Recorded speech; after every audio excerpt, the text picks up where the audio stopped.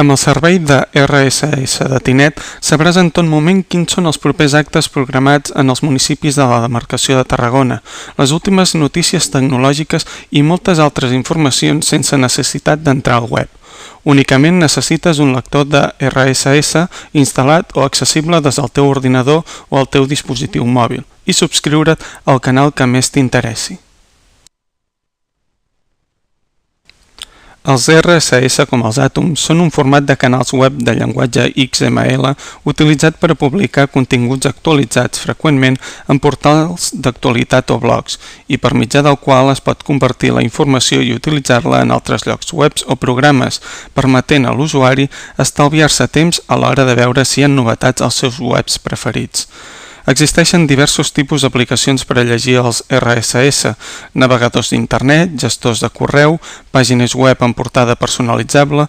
Per abans de conèixer-ne alguns exemples, és necessari conèixer com aconseguir l'adreça o URL de subscripció o sindicació.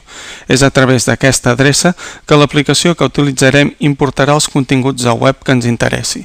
Aconseguir-la és molt senzill, ja que molts webs disposen de botons o enllaços de subscripció que la incorporen.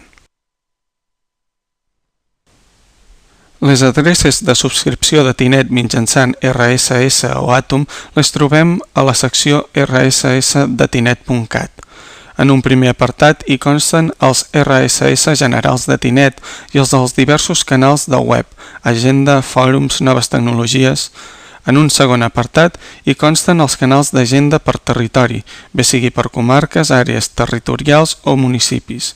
I en un tercer apartat se'ns proposa personalitzar els RSS per subscriure'ns a aquelles informacions específiques que més ens interessi.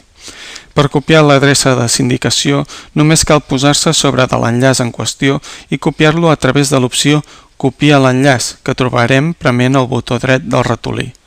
Una altra manera és prémer sobre l'enllaç o botó de sindicació, anirem a una nova pàgina, i copiar l'adreça que ens apareixerà a la barra de navegació del navegador. Com ja hem dit anteriorment, existeixen diversos tipus d'aplicacions per subscriure's a webs mitjançant RSS, incloses aplicacions específiques gratuïtes com FeedRider. A continuació us mostrem alguns exemples d'aplicacions gratuïtes més comunes. La majoria de navegadors actuals permeten la subscripció mitjançant RSS. El navegador lliure Mozilla Firefox n'és un cas. Quan naveguem per internet i visitem alguna pàgina amb continguts sindicats, ens apareixerà a la barra de navegació del Firefox la icona de RSS.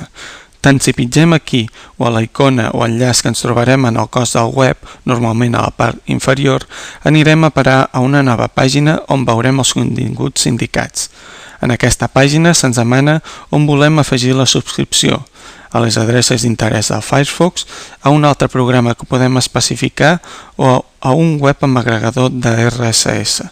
En aquest cas elegirem la primera opció i premerem el botó de subscripció. Aleshores se'ns demana especificar la carpeta on volem guardar l'enllaç de sindicació i finalitzarem prement de nou el botó de subscripció.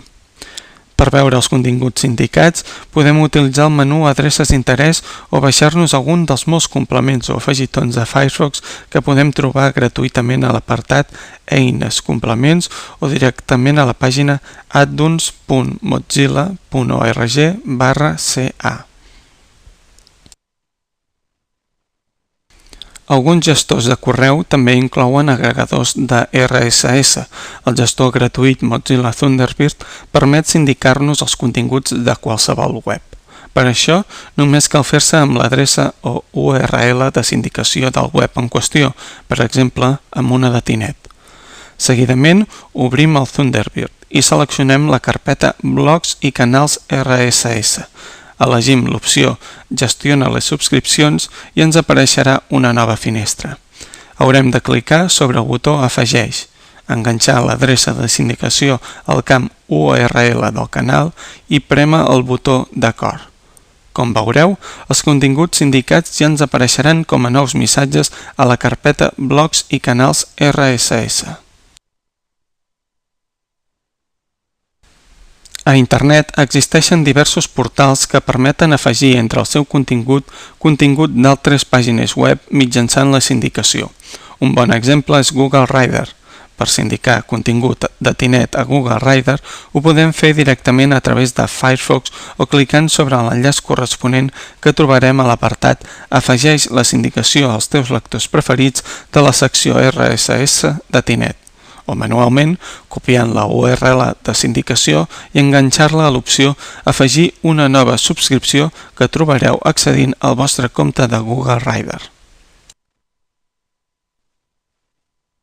Normalment una subscripció per sindicació ens mostra les últimes notícies o missatges publicats en un web, però no sempre és així.